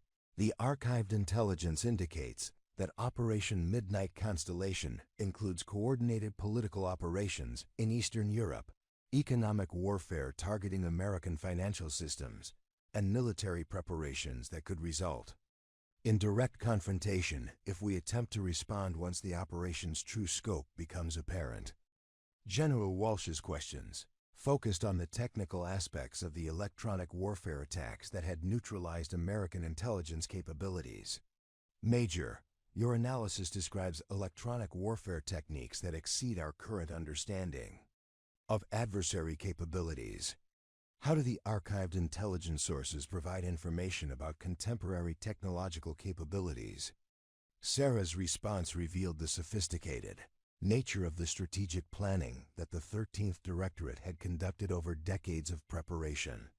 Generally, the historical archives reveal that this organization has been systematically gathering intelligence about American technological capabilities for decades, developing attack methods specifically designed to exploit vulnerabilities in our most advanced systems. The archived assessments predicted exactly the kind of systematic failures we're experiencing.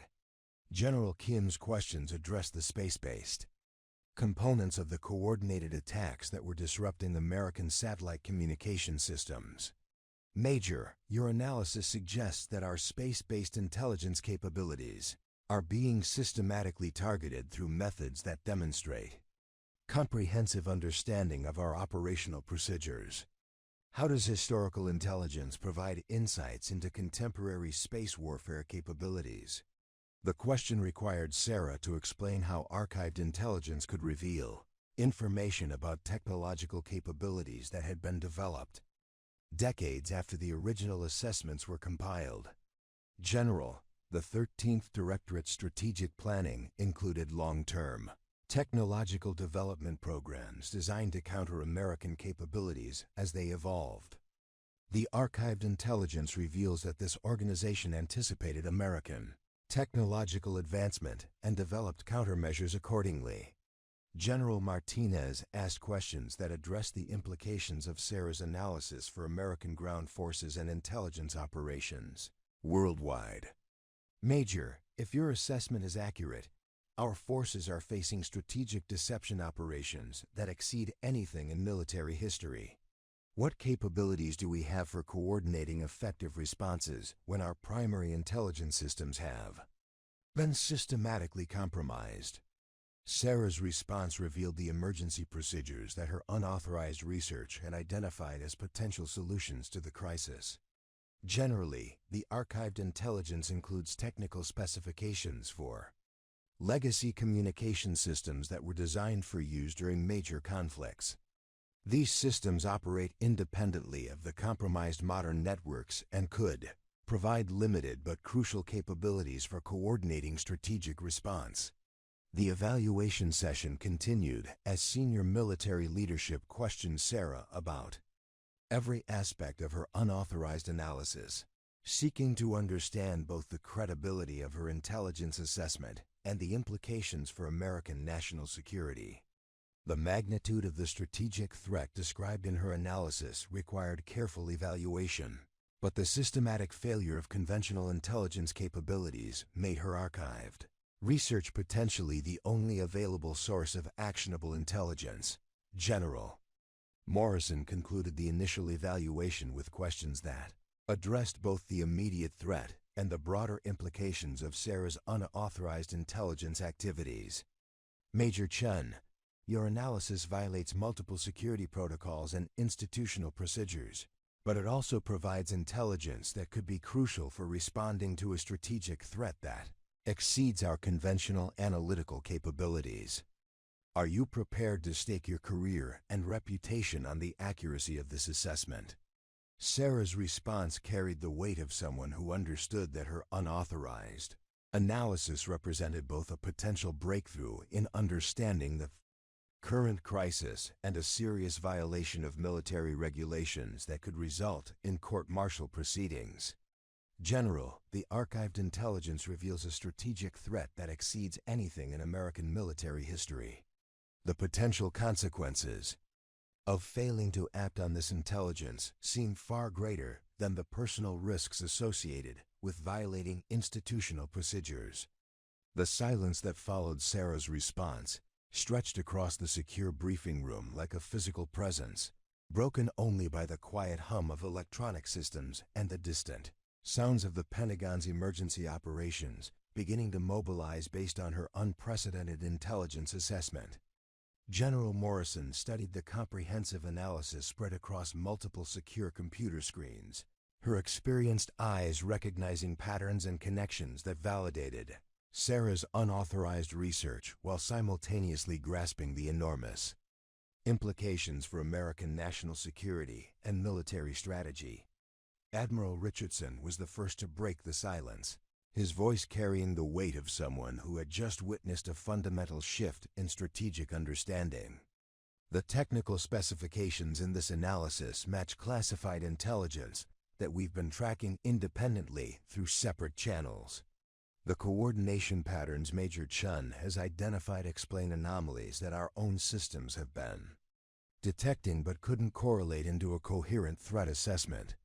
The admission represented a dramatic validation of Sarah's unauthorized research, confirming that her access to historical archives had provided insights that the Pentagon's most advanced analytical capabilities had been unable to achieve. The systematic neutralization of modern intelligence systems had prevented senior leadership from recognizing connections that became obvious when viewed through the strategic context provided by decades of archived intelligence about adversary planning capabilities.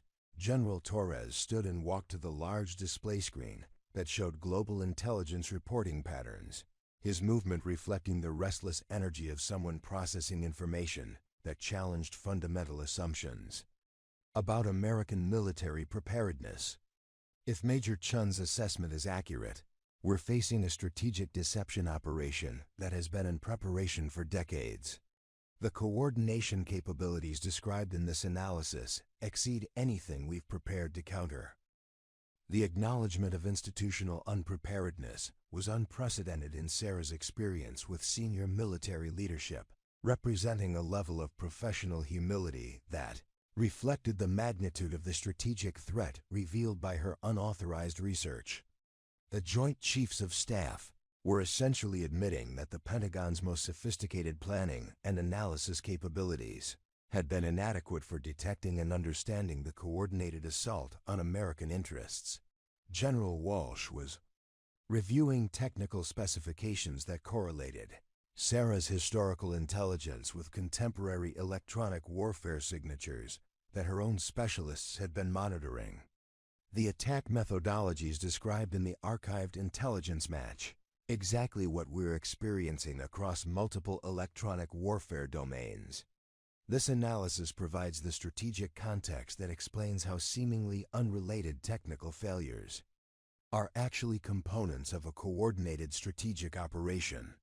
The technical validation represented crucial support for Sarah's assessment, confirming that her unauthorized research had identified genuine operational patterns rather than coincidental correlations. The archived intelligence had provided a strategic perspective that transformed isolated technical problems into components of a comprehensive, strategic operation designed to blind American leadership during critical decision-making periods. General Kim was studying satellite communication disruption patterns that match the timeline and methodology predicted by Sarah's historical analysis. Our space-based monitoring systems have been detecting coordination signatures that we couldn't interpret until we had the strategic framework provided by this assessment. The 13th Directorate's capabilities appear to exceed our most pessimistic threat projections. The admission represented a sobering acknowledgement that American space-based intelligence capabilities, considered among the most advanced and secure systems ever developed, had been systematically compromised by adversary capabilities that exceeded decades of strategic planning and technological investment. Sarah's archived intelligence had revealed vulnerabilities that contemporary analysis had been unable to identify or address. General Martinez was correlating ground-based intelligence failures with the operational timeline described in Sarah's assessment, recognizing patterns that explained communication disruptions her own units had experienced worldwide. Marine Corps' intelligence networks in 3 different operational theaters have been experiencing systematic failures that match the coordination patterns described in Major Chen's analysis. We've been treating these as isolated technical problems, rather than components of strategic warfare. The recognition of institutional analytical blindness was particularly significant coming from the Marine Corps' leadership, whose forces were often deployed in forward positions where intelligence failures could have immediate tactical consequences. The systematic nature of the coordination patterns revealed by Sarah's research had implications for American military operations worldwide. Deputy Secretary of Defense Catherine Hayes entered the briefing room as the Joint Chiefs continued their evaluation of Sarah's analysis, her presence indicating that the intelligence assessment had attracted attention at the highest levels of American defense leadership. Her questions focused on the operational implications of the strategic threat and the capabilities available for coordinating effective response to coordinated attacks that exceeded conventional threat parameters. General Morrison, Secretary Hayes began, "I've been briefed on the preliminary assessment of Major Chen's intelligence analysis.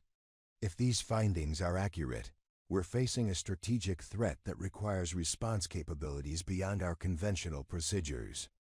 What resources can we mobilize to counter a coordinated operation of this scope and sophistication?" The question revealed that senior Pentagon leadership was beginning to accept the validity of Sarah's unauthorized research, moving beyond questions about institutional procedures to focus on operational requirements for responding to the strategic threat.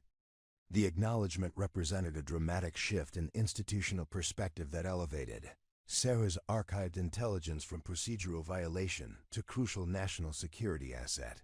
General Morrison's response reflected the complexity of coordinating strategic response when conventional intelligence and communication capabilities had been systematically compromised. Madam Secretary, Major Chen's analysis includes recommendations for activating legacy communication systems that could provide limited coordination capabilities. However, implementing those recommendations would require authorizing emergency procedures that exceed normal operational parameters. The discussion of emergency authorization represented recognition that responding to the strategic threat would require institutional flexibility that exceeded normal Pentagon procedures and decision-making processes. Sarah's unauthorized research had revealed a crisis that challenged conventional approaches to national security planning and strategic coordination, requiring responses that matched the unprecedented nature of the threat. Admiral Richardson addressed the international coordination requirements for effective response to operations that spanned multiple geographical regions and involved capabilities that exceeded any single nation's defensive resources. The scope of Operation Midnight Constellation suggests that effective response will require coordination with allied intelligence services and military commands. However, our normal communication systems for international coordination have been compromised by the same attacks that neutralized our domestic capabilities. The international implications of Sarah's analysis were becoming apparent as senior leadership recognized that the strategic threat exceeded American capabilities for unilateral response. The systematic neutralization of intelligence and communication systems had implications for NATO coordination, bilateral defense agreements, and strategic partnerships that formed the foundation of American international security architecture. General Torres was studying operational timelines that suggested immediate action would be required to prevent the strategic objectives of Operation Midnight Constellation from being achieved. Major Chen's analysis indicates that the intelligence attacks are preparation for major actions that will begin within the next 48 hours. If we're going to respond effectively, we need to begin implementing countermeasures immediately. The urgency reflected in his assessment represented acknowledgement that Sarah's unauthorized research had revealed a crisis requiring immediate strategic response rather than extended institutional deliberation. The timeline for Operation Midnight Constellation left little opportunity for conventional planning and coordination procedures, requiring decision-making that matched the pace of the developing threat. General Walsh addressed the technical requirements for restoring limited intelligence capabilities using the legacy systems identified in Sarah's historical research. The emergency communication protocols described in Major Chen's analysis would require coordinating activation across multiple commands and agencies simultaneously. The technical complexity of implementing these procedures during an active strategic assault presents significant operational challenges. The technical challenges represented practical obstacles to implementing the solutions identified through Sarah's unauthorized research, highlighting the complexity of coordinating effective responses when conventional capabilities had been systematically neutralized. The legacy systems offered potential solutions, but activating them would require coordination capabilities that were themselves compromised by the ongoing attacks. Secretary Hayes was reviewing intelligence about the 13th Directorate's capabilities and strategic objectives that Sarah's research had revealed through archived sources unavailable to contemporary analysis. The organizational capabilities described in this assessment exceed our current understanding of potential adversary threats. We need to evaluate whether our existing strategic planning assumptions remain valid in light of these revelations. The fundamental questioning of strategic assumptions represented recognition that Sarah's unauthorized research had revealed capabilities and threats that challenged basic premises of American defense planning and national security strategy. The institutional implications extended beyond immediate crisis response to encompass long-term strategic planning and resource allocation decisions. General Morrison was studying recommendations for coordinating international response to strategic threats that exceeded any single nation's defensive capabilities. Major Chen's analysis suggests that Operation Midnight Constellation is designed to exploit institutional limitations in how democratic governments respond to complex strategic threats. Effective countermeasures will require coordination capabilities that exceed our conventional procedures. The strategic implications of the threat assessment were becoming apparent as senior leadership recognized that responding effectively would require institutional innovation that matched the sophistication of the adversary planning that Sarah's research had revealed. The crisis was testing not only American military capabilities, but also the institutional frameworks that governed strategic decision-making and international coordination. The evaluation session was evolving from questions about procedural violations to planning discussions about implementing emergency response procedures that could counter the most sophisticated strategic threat in American military history. With Sarah's unauthorized research providing the foundation for understanding and responding to challenges that exceeded conventional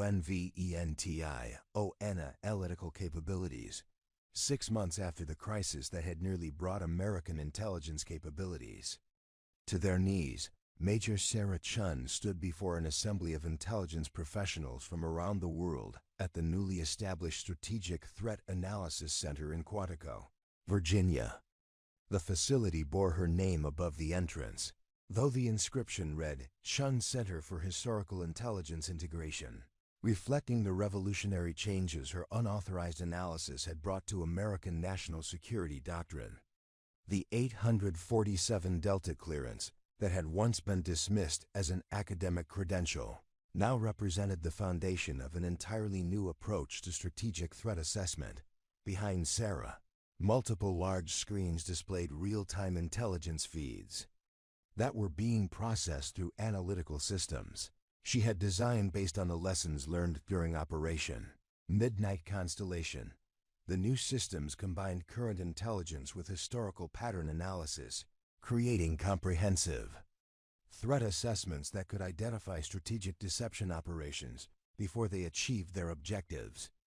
The technology represented a fundamental evolution in intelligence analysis that had been adopted by allied nations worldwide.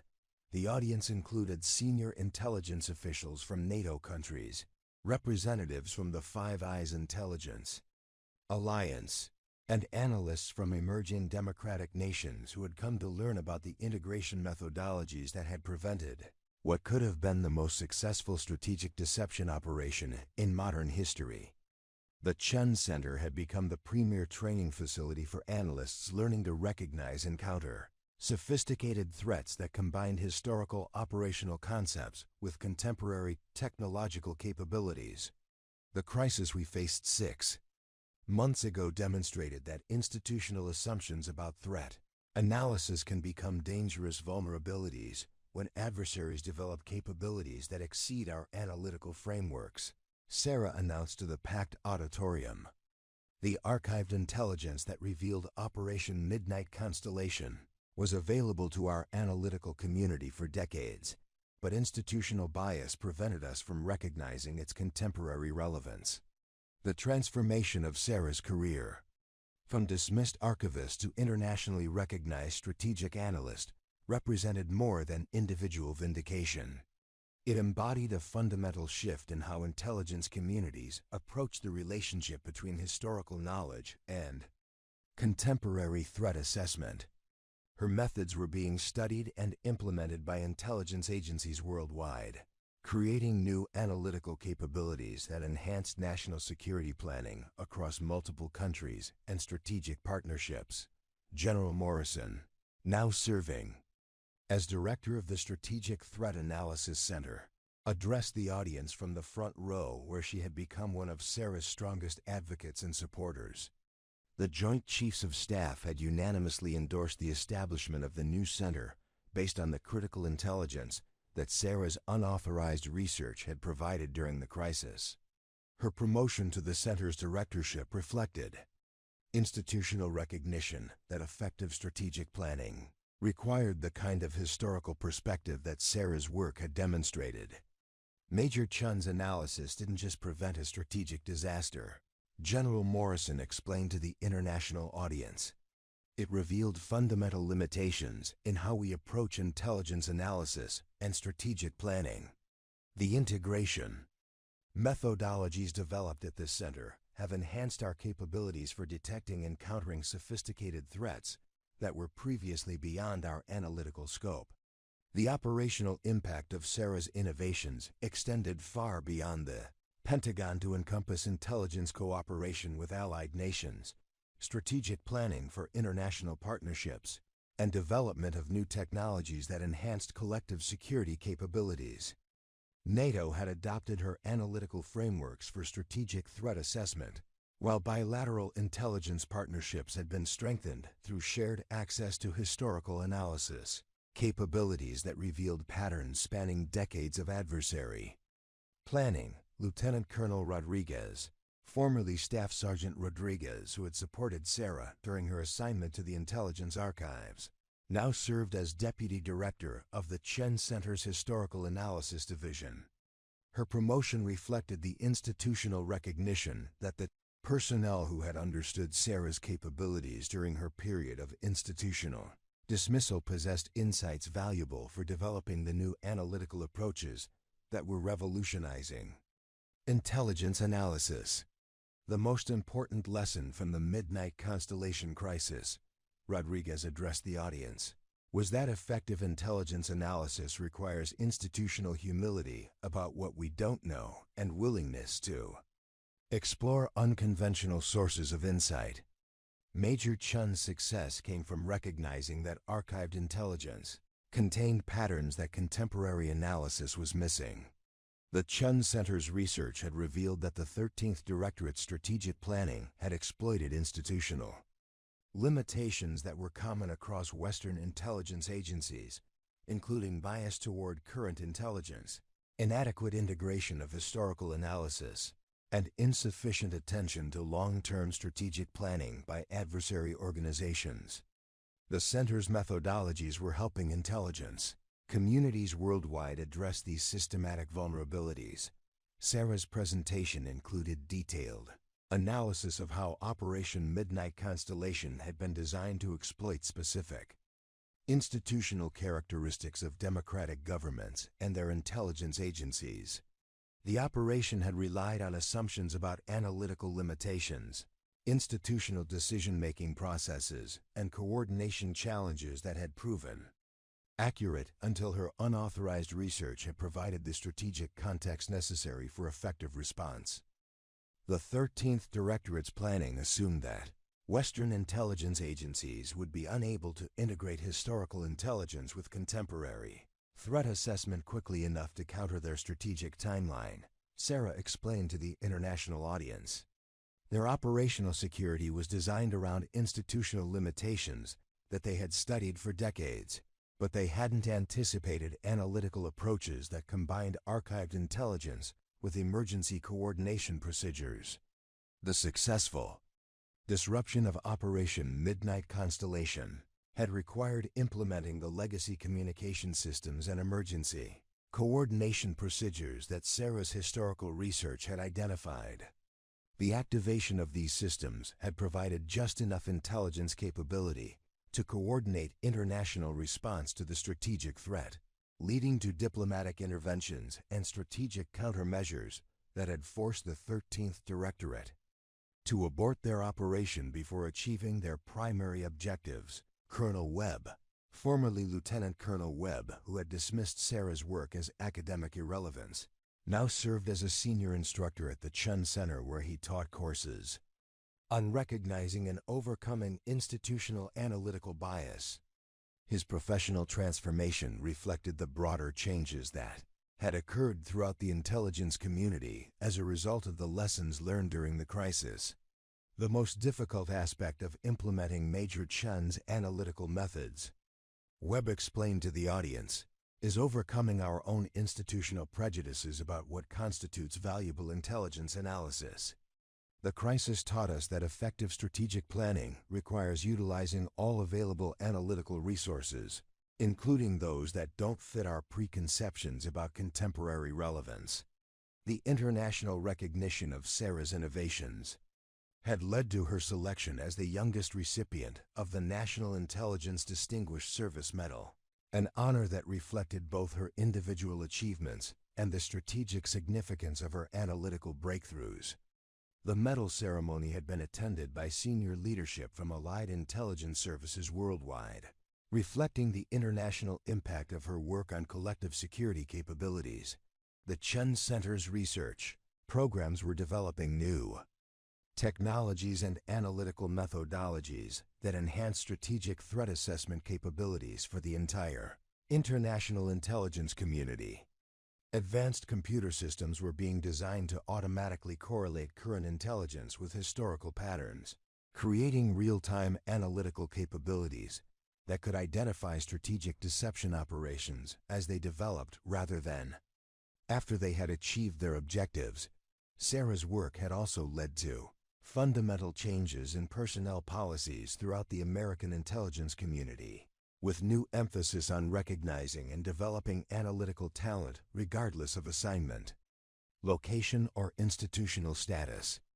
The 847 Delta Protocol had become shorthand for identifying and utilizing expertise that might be overlooked by conventional institutional structures, ensuring that valuable analytical capabilities would be recognized and developed rather than dismissed or underutilized. The most important institutional change resulting from this crisis, Sarah concluded her presentation, is recognition that strategic threats can emerge from anywhere and effective response requires analytical capabilities that transcend traditional organizational boundaries. The intelligence that prevented a strategic disaster was available within our institutional structure, but accessing it required individual initiative that went beyond conventional procedures. The audience's response was enthusiastic and sustained, reflecting international recognition that Sarah's innovations had enhanced collective security capabilities for democratic nations worldwide. Her analytical methods were being implemented across multiple countries and strategic partnerships, creating enhanced capabilities for detecting and countering sophisticated threats that combine historical operational concepts with contemporary technological capabilities. Deputy Secretary Hayes, now serving as Secretary of Defense, concluded the ceremony with remarks that placed Sarah's achievements within the broader context of institutional evolution and strategic adaptation.